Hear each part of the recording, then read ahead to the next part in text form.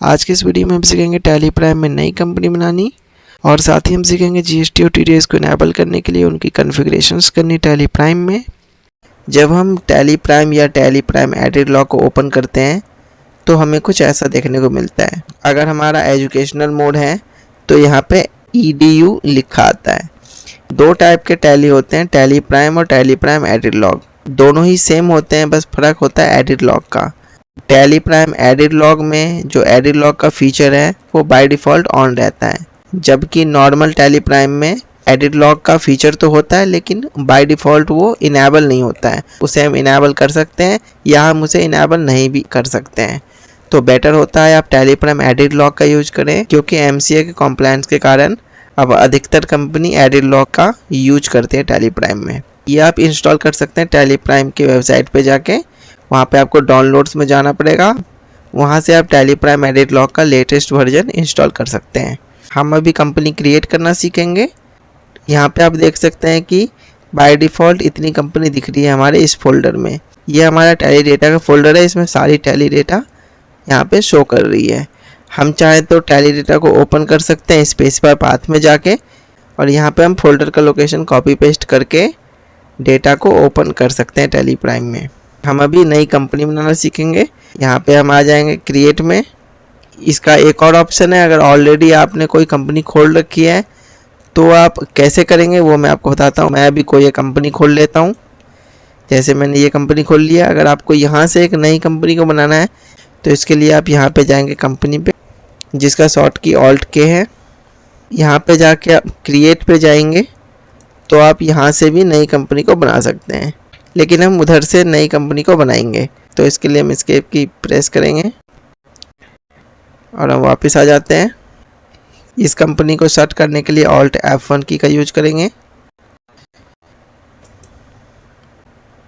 और एक बार और एंटर प्रेस करेंगे हम, तो ये कंपनी सर्च हो गई है। अब हम यहाँ से शुरुआत से नई कंपनी बनाना सीखेंगे। इसके लिए हम क्रिएट कंपनी पे आ जाएंगे। जो हमारी कंपनी की डिटेल्स है वो हम भर लेंगे। हम यहाँ पे कंपनी का नाम भर लेंगे। मान लीजिए हमारी कंपनी का नाम tally prime accounting GST TDS learning है, तो हम ये नाम यहाँ पे फिल कर देंगे। मैं इसको भी कॉपी पेस्ट कर देता हूँ। टैली में पेस्ट करने के लिए Ctrl+V की का यूज करेंगे तो पेस्ट हो जाता है। मेलिंग नेम में जो लिखा रहता है वही चीज़ कंपनी की रिपोर्ट्स में प्रिंट होके आती है, जैसे कि कंपनी के इनवॉइसेस हो गए, कंपनी के लेजर्स हो गए, उस सब में यही नाम प्रिंट होके आएगा। और इसको हम सेम रहने देंगे। अब हम एड्रेस भर देंगे। मान लीजिए 123 न्यू दिल्ली 110001, ये हम डाल देते हैं। अब यहाँ पे स्टेट में हम सिलेक्ट करेंगे। हमारे केस में दिल्ली है, स्टेट में हम दिल्ली सिलेक्ट करेंगे। पिन कोड हमारा 110001 है। यहाँ पे टेलीफोन नंबर या मोबाइल नंबर जो भी हमारे पास है वो हम यहाँ पे लिख देंगे।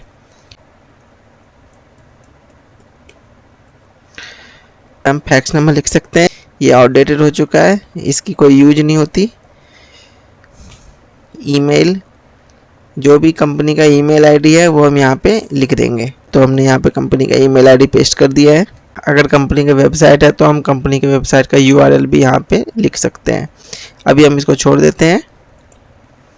अब यहाँ पे फाइनेंशियल ईयर बिगिनिंग फ्रॉम आ रहा है। मान लीजिए फाइनेंशियल ईयर 2025-26 है तो हम 1/4/2025 रखेंगे। अगर फाइनेंशियल ईयर 26-27 होगा तो 1/4/26 हो जाएगा। तो हमारे केस में अगर फाइनेंशियल ईयर 2025-26 है तो हम इसको 1/4/2025 रहने देते हैं। Base currency symbol by default रुपये आ रहा है, इसको हम रुपये ही रहने देंगे। फॉर्मल नेम INR, इसको हम ऐसे ही रहने देंगे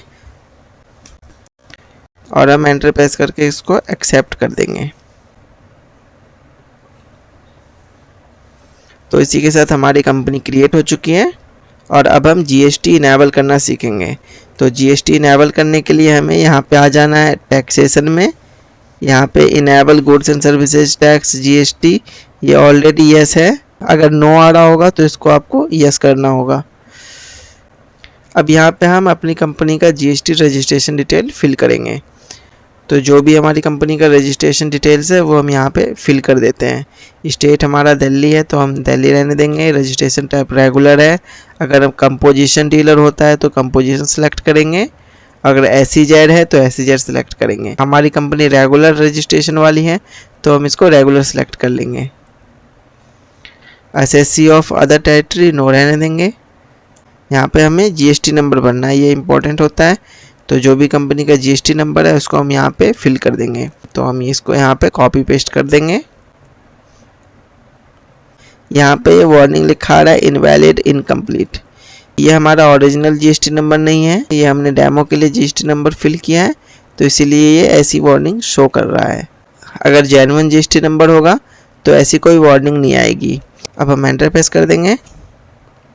पीरियोडिसिटी ऑफ GST R1 ये 2 टाइप की होती है। अगर आपके केस में मंथली है तो मंथली सिलेक्ट करेंगे, अगर क्वार्टरली है तो क्वार्टरली सिलेक्ट करेंगे।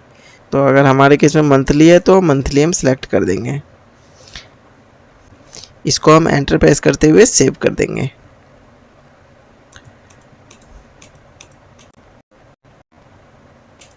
अब हमने GST कॉन्फ़िगरेशन कर लिया है टैली में और इसके बाद हम TDS कॉन्फ़िगरेशन करना भी सीख लेते हैं। यहाँ पे हम नीचे आ जाएंगे enable tax deducted at source TDS पे। ये जो नो है इसको हम कर देंगे यस। यहाँ पे हमें टैन नंबर भरना है, यानी कि tax deduction and collection account number को हमें यहाँ पे भरना है। ये नंबर 10 डिजिट का होता है और ये नंबर उसके पास होता है जो TDS को डिडक्ट करता है। तो हम एंटर प्रेस करेंगे। हमने यहाँ पे 10 नंबर को फिल कर दिया है और यहाँ पे हमें डिडक्टर टाइप को सिलेक्ट करना होगा। अगर हम इंडिविजुअल या प्रोप्राइटर हैं तो यहाँ पे हम इंडिविजुअल HUF सेलेक्ट करेंगे। अगर हम प्राइवेट लिमिटेड कंपनी या लिमिटेड कंपनी है तो हम यहाँ पे कंपनी सेलेक्ट करेंगे। डिडक्टर ब्रांच डिवीजन ये कोई मैंडेटरी नहीं है, इसको हम खाली भी छोड़ सकते हैं, तो हम इसको खाली छोड़ देते हैं और एंटर प्रेस करते हुए इसको सेव कर देंगे। और इसी के साथ हमारा TDS भी कॉन्फ़िगर हो गया है टैली प्राइम में। और अब हम इन डिटेल्स को सेव कर देंगे। तो सेव करने के लिए कंट्रोल A की का यूज करेंगे हम यहाँ पे। तो हमारी डिटेल्स सारी सेव हो चुकी है। तो आज के इस वीडियो में हमने टैली प्राइम में नई कंपनी बनानी सीखी है और GST और TDS को इनेबल करना सीखा है। ऐसे और भी रेगुलर इन्फॉर्मेटिव वीडियोस के लिए आप इस चैनल को सब्सक्राइब जरूर कर लें।